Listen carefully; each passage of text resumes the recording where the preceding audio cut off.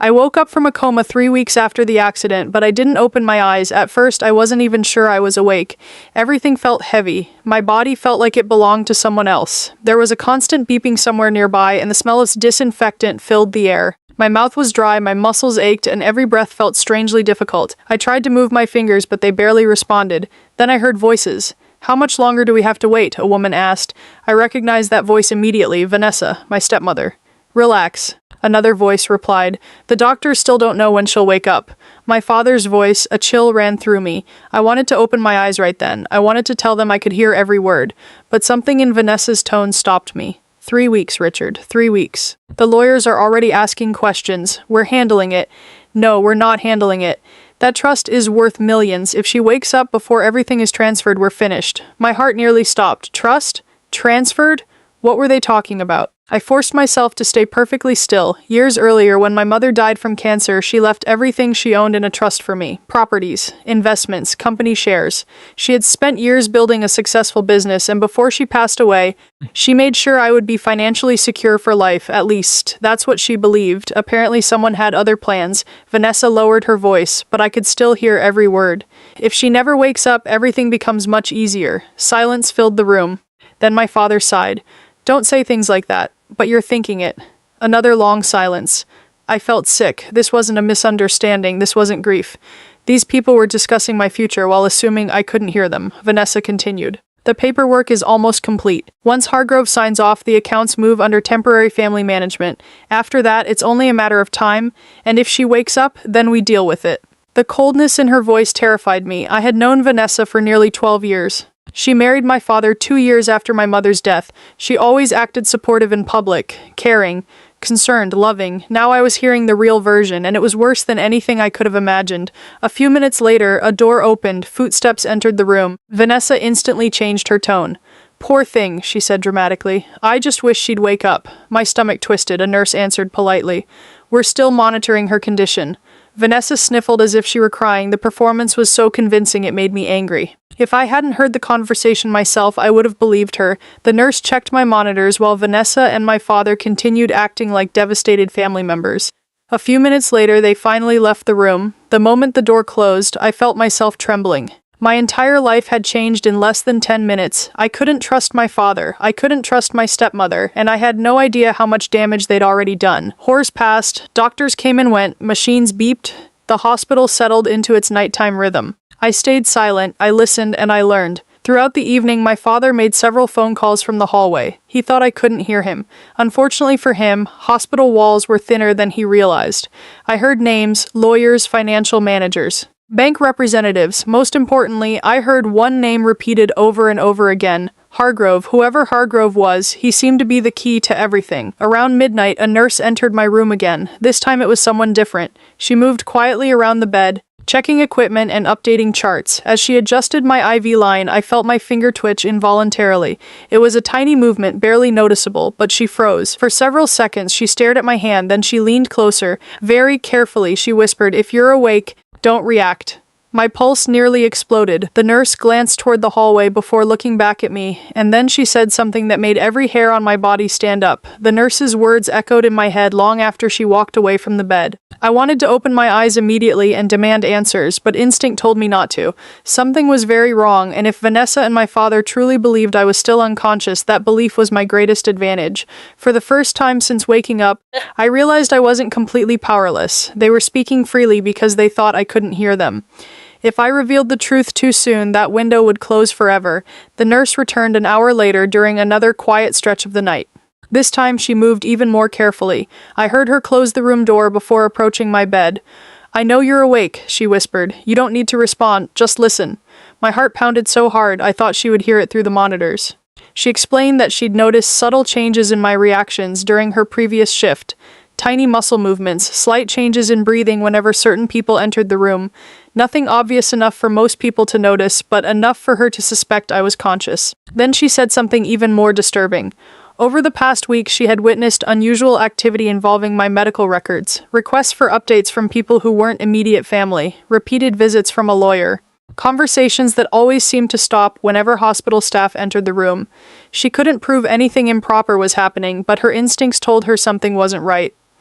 You need someone you can trust, she whispered. Do you have anyone besides your father?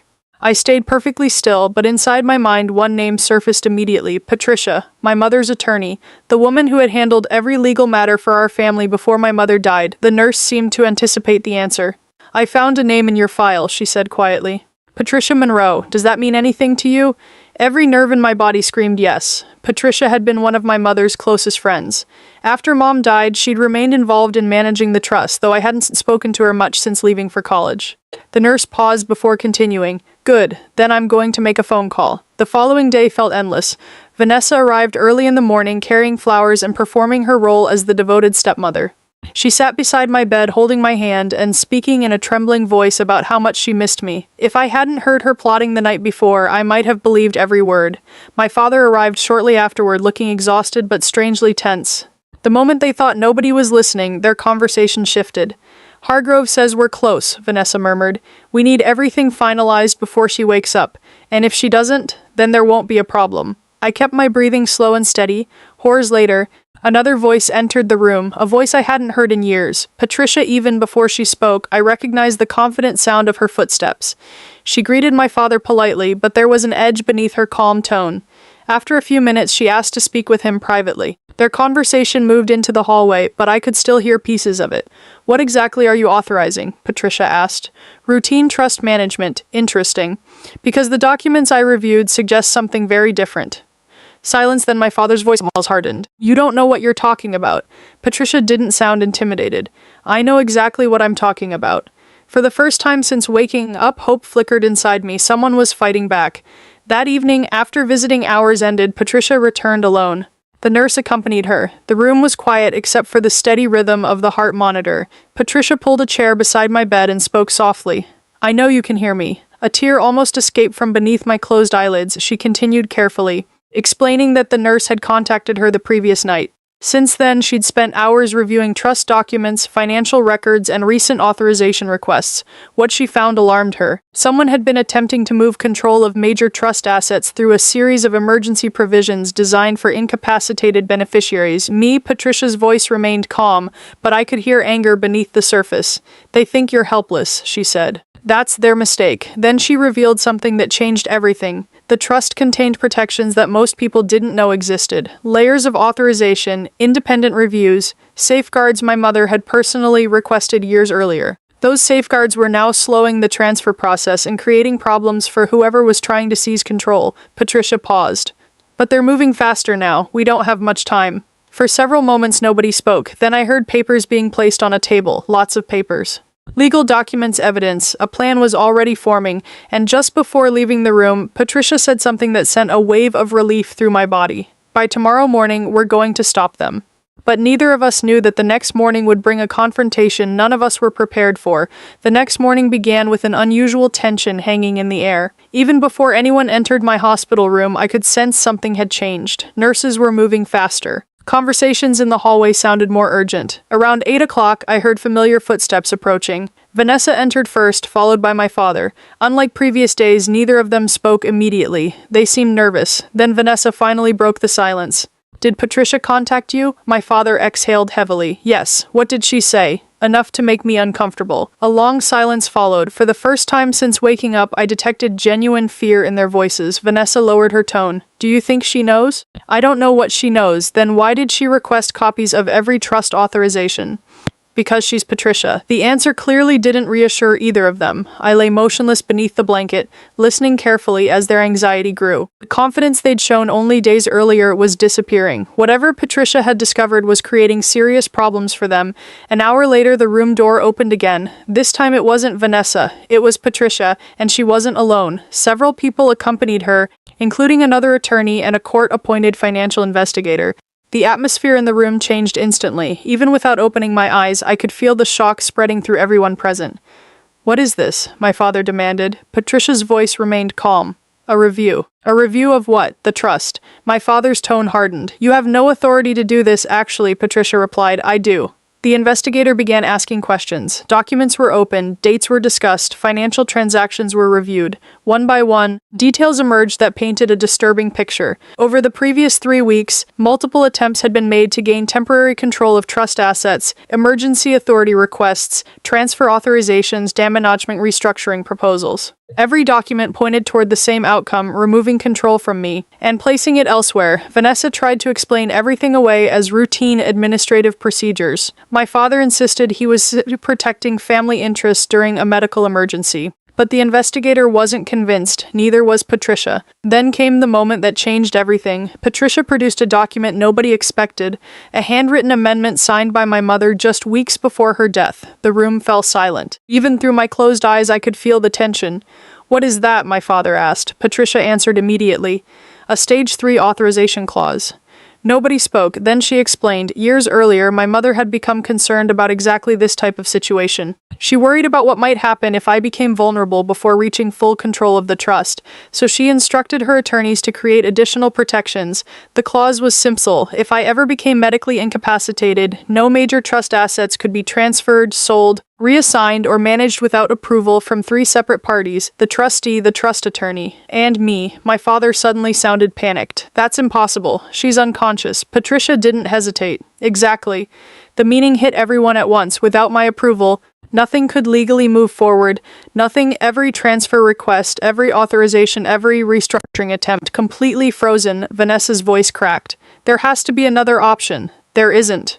The investigator began collecting additional paperwork. Questions became sharper. Answers became shorter. For the first time, Vanessa sounded genuinely frightened. As the meeting continued, I realized something remarkable. My mother had anticipated this, years before the accident, years before the coma, years before Vanessa and my father ever started making plans behind closed doors. She had protected me, even from beyond the grave. By early afternoon, the atmosphere inside the room had completely shifted. The people who thought they controlled everything were now scrambling to defend themselves. Then something unexpected happened. My father approached my bedside. For several seconds he stood there silently. When he finally spoke, his voice sounded older than I had ever heard it. "I was trying to protect the family." Nobody answered, not Patricia, not the investigator, not Vanessa. His words simply hung in the air, because deep down everyone knew they weren't true. The family he was trying to protect wasn't me. It was himself that evening. After everyone left, Patricia returned alone. She sat beside my bed and spoke quietly. "The transfers are frozen." Relief washed through me, but we're not finished. Her voice grew serious. "The court hearing is scheduled for Monday." I remained perfectly still. Then Patricia revealed one final piece of information. During the document review, investigators discovered financial activity that didn't match the official reports: missing funds, transactions, accounts that nobody had previously disclosed. And every trail seemed to lead back to Vanessa. Patricia paused. "When court begins, things are going to get very ugly." For the first time since waking up, I almost opened my eyes, because whatever happened next wasn't just about protecting my inheritance anymore. It was about exposing the truth, and on Monday morning that truth would finally come out in front of everyone. Monday morning arrived faster than I expected. By then I had regained enough strength to move my hands and sit upright for short periods. But Patricia convinced me to keep my recovery private until the hearing began. The fewer people who knew how much progress I had made, the better. As the hospital transport vehicle carried me toward the courthouse, I stared out the window and thought about everything that had happened over the past few weeks. 3 weeks earlier, I had nearly died in a car accident.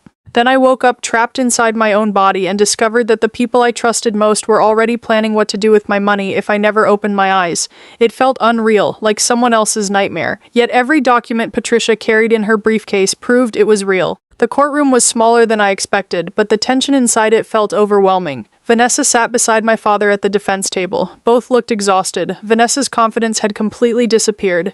The expensive clothes, the perfect smile, the dramatic performances were gone. She looked nervous and frightened. My father looked worse. His shoulders seemed heavier, and he avoided looking in my direction whenever possible. Across the room, Patricia organized her files with the calm precision of someone who knew she was prepared for battle. The hearing began with routine legal arguments, but it quickly became clear that this wasn't going the way Vanessa and my father expected. The court investigator presented evidence showing multiple attempts to gain control of trust assets during my coma. Then bank representatives testified about unusual authorization requests. One after another, witnesses confirmed details Patricia had already uncovered. Every answer tightened the pressure around Vanessa, but the real turning point came when the missing funds were discussed. The courtroom became silent as financial records appeared on large screens. Several transactions had been routed through accounts connected to shell companies. The amounts weren't small. Hundreds of thousands of dollars had moved through accounts that weren't disclosed during previous reviews. The investigator explained that tracing the money had taken days because someone worked very hard to hide where it was going. Then he revealed where the trail ended: Vanessa. The room erupted with whispers. Vanessa immediately denied everything. She claimed she knew nothing about the accounts. She blamed accountants, financial advisors, bank employees, anyone except herself. But the evidence kept piling up: emails, signatures, authorization codes. Every new document pushed her deeper into a corner. Then Patricia stood and presented one final piece of evidence: my mother's original trust letter. Unlike legal documents filled with technical language, this letter was personal. My mother had written it years before her death and instructed Patricia to reveal it only if serious questions ever arose about the trust's integrity. Patricia read portions aloud to the court. My mother's words filled the room. She wrote about protecting me, about knowing that greed changes people, about fearing that someone might someday view me not as a daughter, but as an obstacle standing between them and money. As Patricia continued reading, tears filled my eyes. Even after all these years, my mother was still protecting me. The judge listened carefully. Everyone did. By the time the letter ended, the atmosphere in the courtroom had completely changed. Vanessa looked defeated. My father looked ashamed. And then came the final surprise. The judge asked whether I wished to address the court. For the first time since waking from my coma, I slowly stood. Gasps spread through the courtroom. Many people still believed I was too weak to speak. Vanessa's face turned white. My father looked like he had seen a ghost.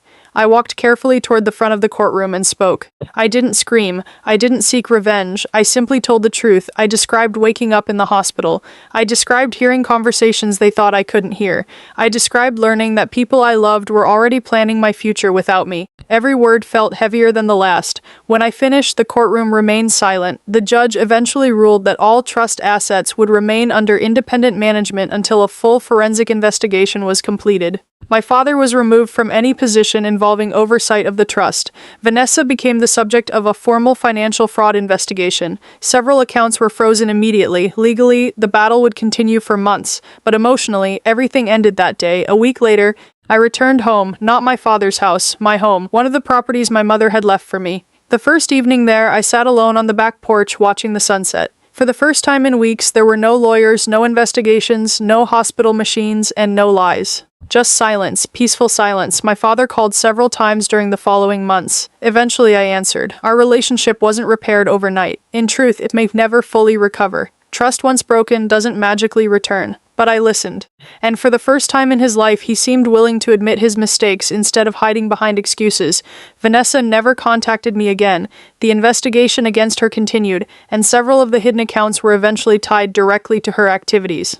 The woman who spent years pretending to be part of my family ultimately revealed exactly who she was. As for Patricia, I thanked her more times than I can count. She simply smiled and told me the credit belonged to my mother. She reminded me that every safeguard, every protection, and every obstacle that stopped the theft had been created years earlier by a woman who loved her daughter enough to plan for dangers she hoped would never come.